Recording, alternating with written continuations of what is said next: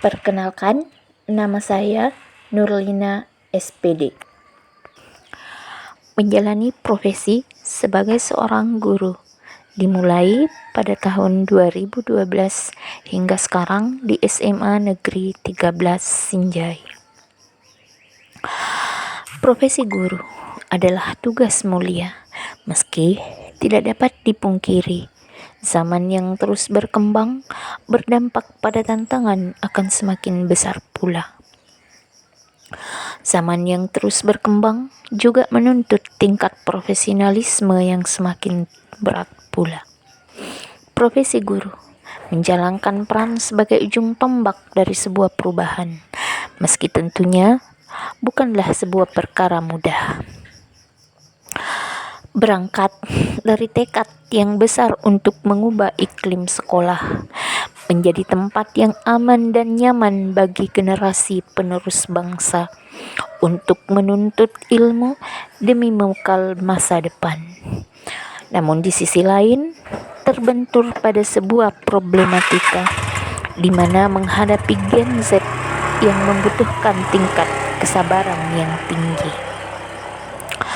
Fenomena kehidupan lingkungan sekolah, di mana siklus kehidupan yang terjadi di sana melibatkan peran peserta didik dan guru bersinergi untuk mewujudkan visi dan misi sekolah dengan baik. Namun, pada kenyataannya, pendidikan karakter yang dibangun susah payah oleh guru terkadang terkikis habis oleh pengaruh eksternal sekolah. Budaya positif yang berusaha dibangun oleh guru lambat laun semakin tergeser oleh budaya-budaya luar yang terbentuk secara spontan karena pengaruh teknologi yang semakin berkembang. Tantangan-tantangan itu pula lah yang menuntut guru untuk terus mengembangkan potensi diri, terus belajar untuk memahami bagaimana tuntutan sistem pendidikan abad 21. Guru tidak hanya hadir sekedar untuk menggugurkan kewajiban berbagi ilmu kepada peserta didik, tetapi juga dituntut untuk memahami dan menciptakan lingkungan belajar yang nyaman bagi peserta didik. Namun, terlepas dari semua tantangan yang ada, mengantar peserta didik pada gerbang kesuksesan adalah kebahagiaan terbesar dalam hidup. PPG adalah salah satu wadah untuk mengembangkan potensi diri seorang guru. Di PPG inilah saya belajar banyak hal dan juga terlatih untuk terus menghargai setiap detik perputaran waktu. Di PPG inilah dituntut untuk bekerja secara cepat dan mengedepankan profesionalisme kerja. Dan video pembelajaran berikut ini adalah tugas PPL 2 yang dilaksanakan pada hari Senin 13 November 2023 dengan materi produk non-pangan hasil perkebunan pada fase F kelas 11. Mari kita lihat dan saksikan video pembelajaran berikut ini. Assalamualaikum. Waalaikumsalam warahmatullahi wabarakatuh.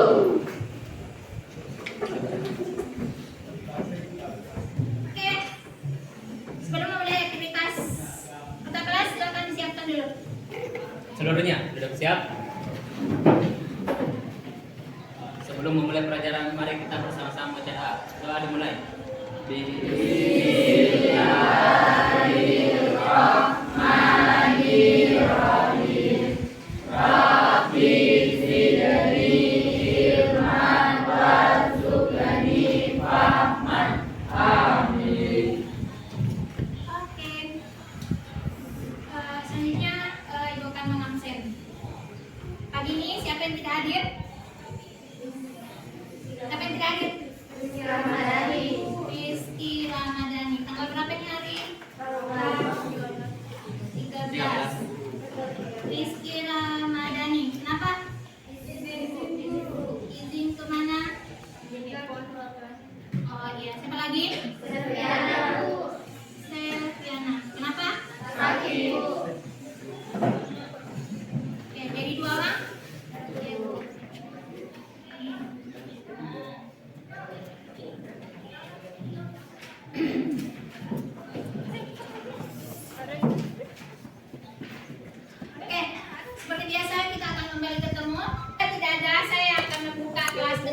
pantun.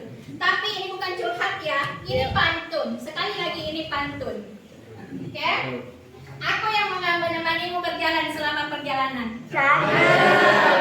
Tapi mengapa dia yang menemanimu di pelaminan? Hari ini tak mengapa lelah di badan, asalkan kita belajar demi masa depan.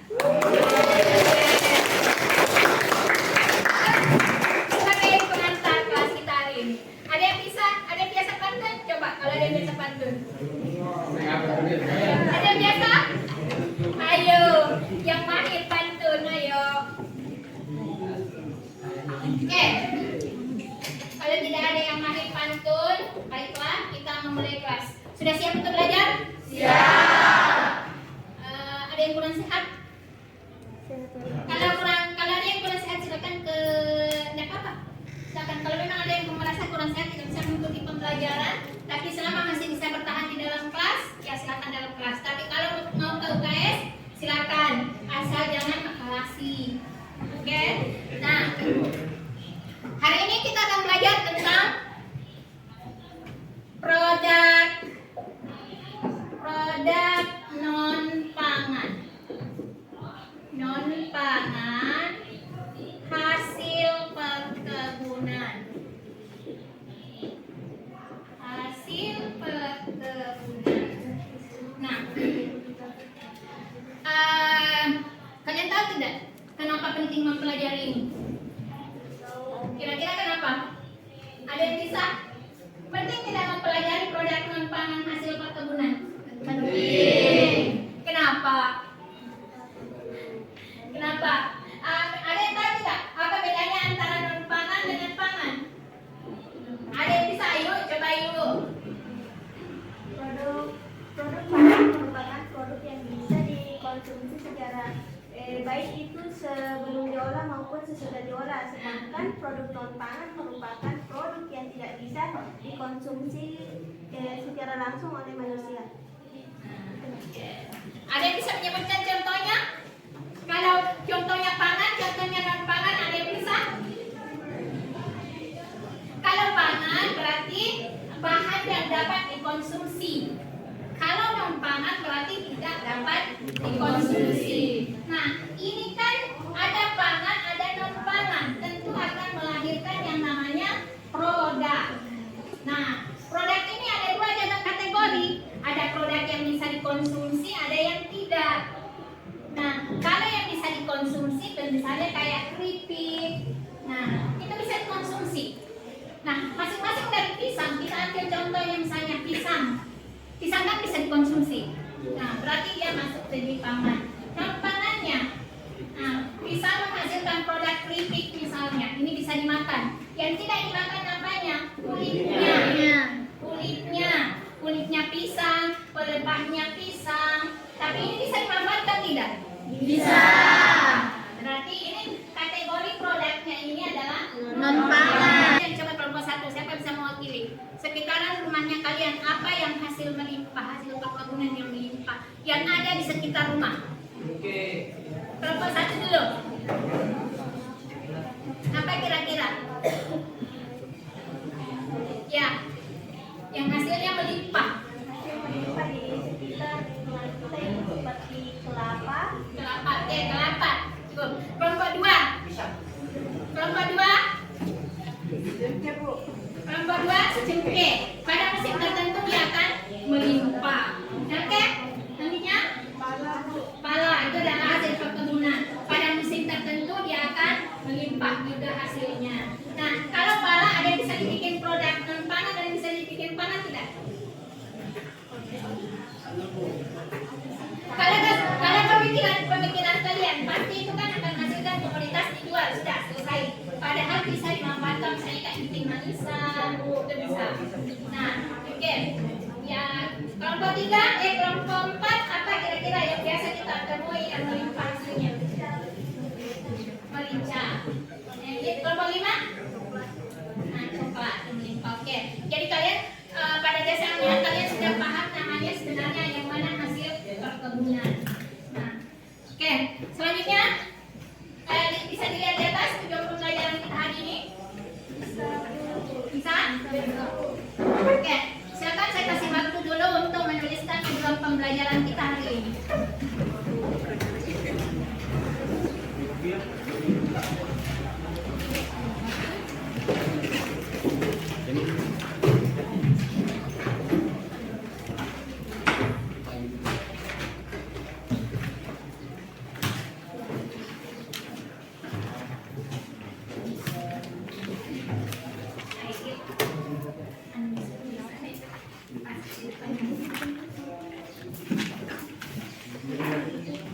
Oke, silakan dituliskan dulu tujuan pembelajaran kita hari ini.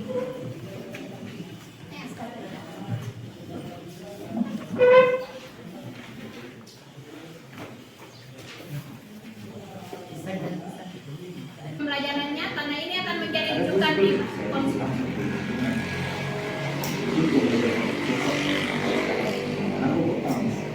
Juga kalau belanja nih, gue juga udah biasain bawa tempat sendiri yang bukan plastik. Kita tema, tapi nggak apa-apa. Naik kendaraan pribadi emang enak sih, tapi masnya itu loh bikin stres. Udah gitu panas, akhirnya mahal loh. Gue mau biasain naik kendaraan umum lah, untuk olahraga sama ngelakuin stres juga. Makanya yang gue lakuin masih kecil sih, tapi kan peduli emang harus dari kayak di sini. Ya tapi pertanyaannya, kita mau peduli atau enggak? Sampah ini juga nggak gerak sendiri ke tempatnya. Yuk kita gerak bareng-bareng buat ini kita.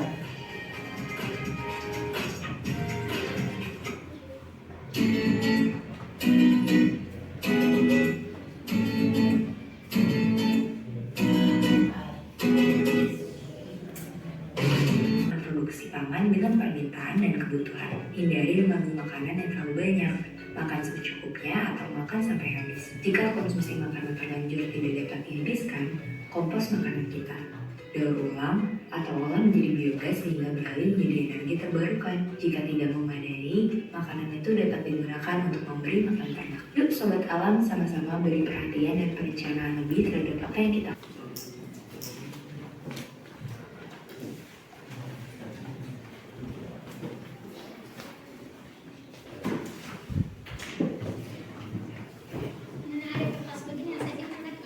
Kelompok 2 silakan ambil. Sudah? Kelompok 3.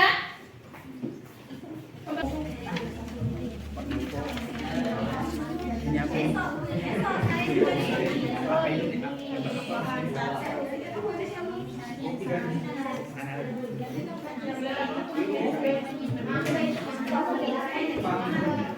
apa ya?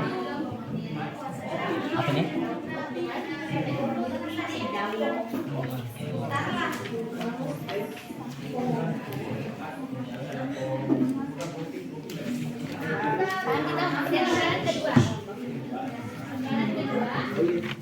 Ada stop penghargaan kan?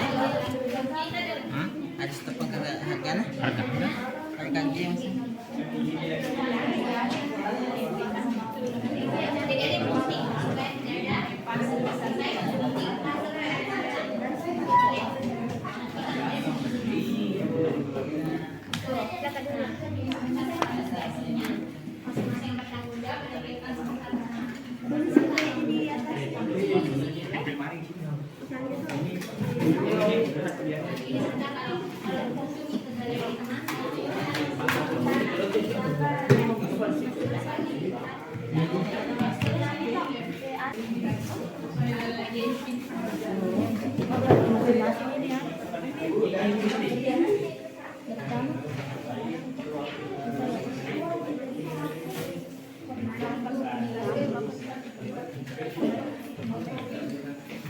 Assalamualaikum.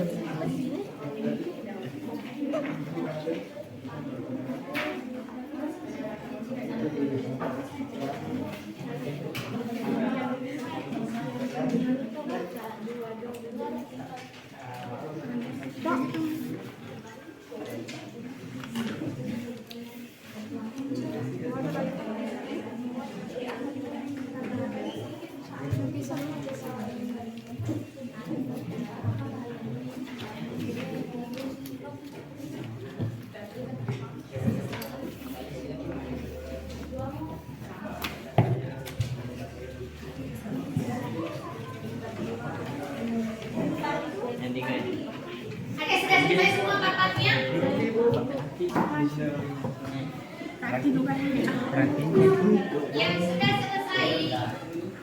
Ada yang sudah selesai? Ya, silakan tempelkan di sana.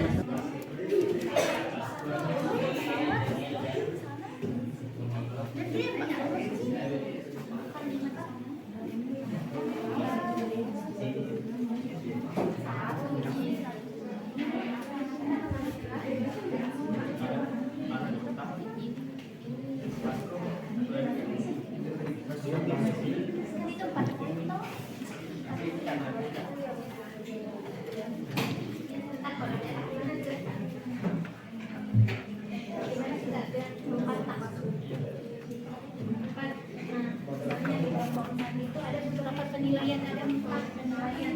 Misalnya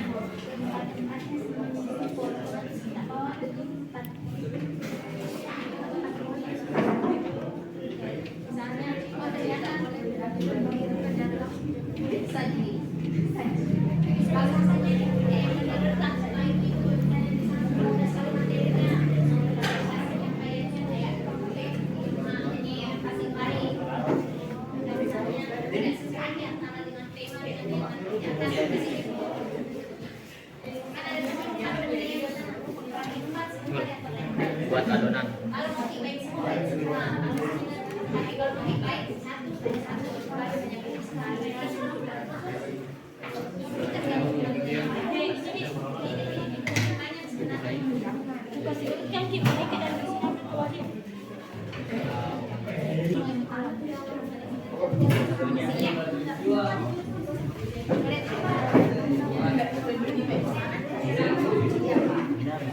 Ada ini ada isinya.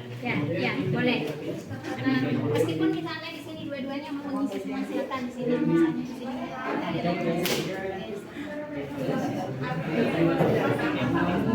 Oke, gambar yang pertama itu ada jeruk. Bahan yang digunakan yaitu kulit jeruk menghasilkan pengharum ruangan. Gambar yang kedua itu ada pohon kelapa. Terus bahan yang digunakan yaitu tempurung kelapa. Bahan yang dihasilkan yaitu gantungan kunci. Gambar yang ketiga itu daun kopi. Bahan yang digunakan yaitu daun kopi menghasilkan pupuk kompos.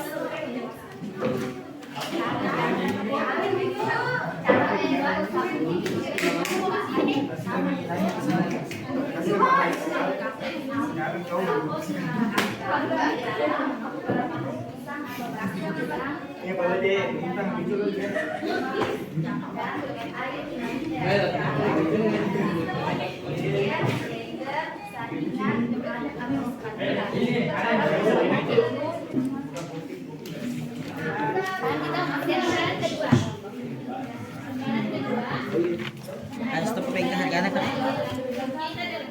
Harus tepeng ke hargana? Harga yang sih.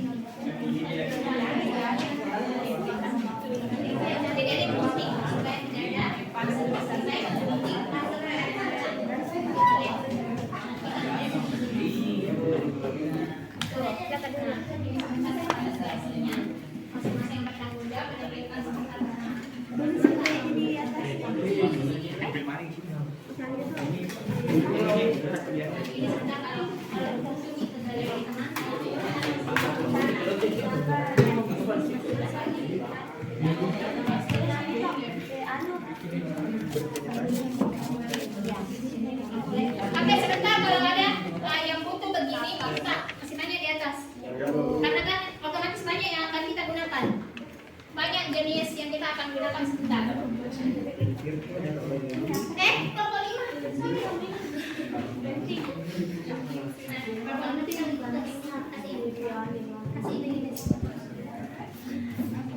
Lembaran itu. Tidak terlalu tidak sebenarnya kalau itu.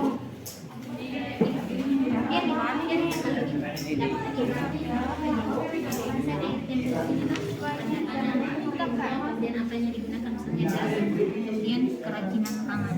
Kemudian yang kedua, meskipun tidak kita tulis begini, hanya ini kan berdasarkan petunjuk ini. Nah, gambar 2, apa gambar 2 tak dapat? Nah, misalnya ini. Ya, ini tidak perlu digunting. Ini hanya adalah petunjuk. Kecuali gambarnya. Kalau tidak ada gambar di sana, perlu digunting. Kalau ada gambar, bisa. Oke, silakan diskusi. Ada yang tak di situ?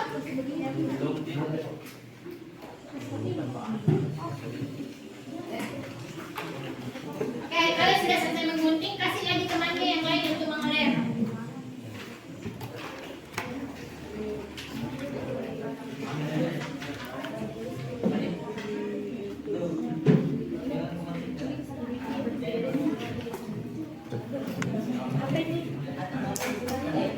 Bapak, jangan lupa beri penilaian ke temannya.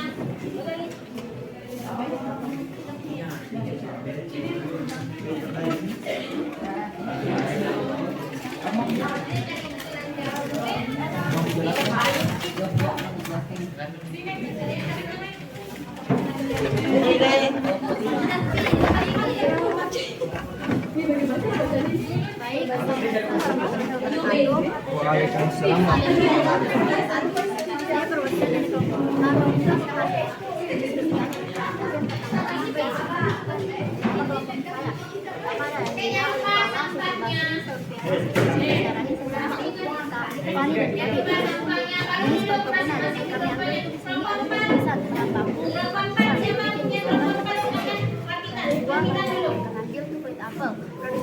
Ikat kembali, ambil kembali di sana, buka kembali kelompok 4, ikat kembali ke yang tadi.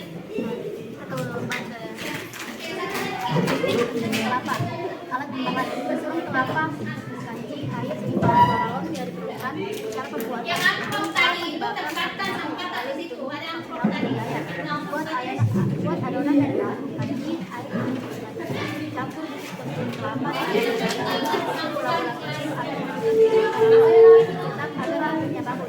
Oke, masing-masing tenang di kelompoknya. Sambil kita menunggu kelompoknya. Apa kegunaan berpikir? Yes. Oke.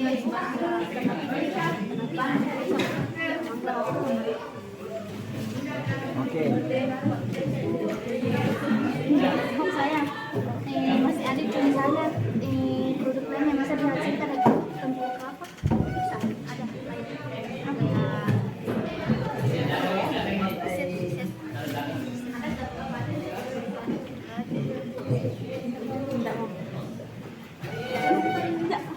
Oke, saya akhiri ada kau masalah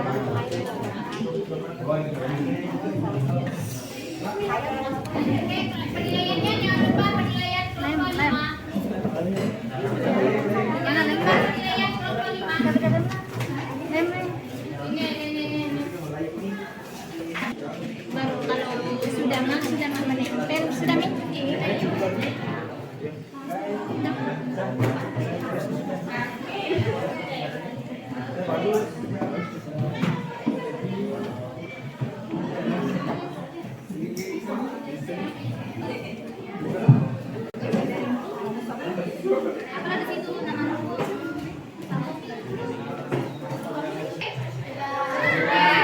Oke, selanjutnya untuk melihat dan menilai sejauh mana kalian memahami dalam kegiatan kita hari ini, akan ada beberapa pertanyaan yang kalian jawab dalam bentuk teka-teki silang.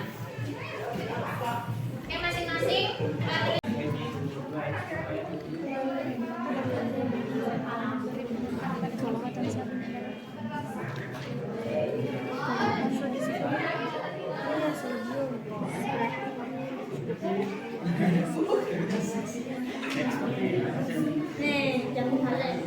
gunakan lagi pada kegiatan yang lain. Oke. Jadi kegiatan kita di penghujung pertemuan hari ini, kita akan ketemu kembali pada pembahasan promosi produk dan cara pembuatan kemasan produk. Nah, sebelum saya mengakhiri kelas, seperti biasa, saya akan tutup kelas dengan satu quote. Kehidupan tidak hanya menawarkan tentang cerita kesuksesan. Terkadang ada pula cerita kegagalan yang menyertainya. Dan setiap manusia memiliki jatah gagal itu masing-masing. Karenanya, habiskan jatah gagalmu di usia muda dan nikmati suksesmu di usia dewasa.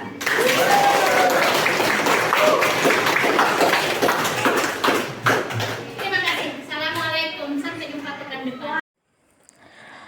Akhir kata, untuk para guru di seluruh Nusantara, senantiasa istiqomah dalam menjalankan peran sebagai ujung tombak dari sebuah perubahan.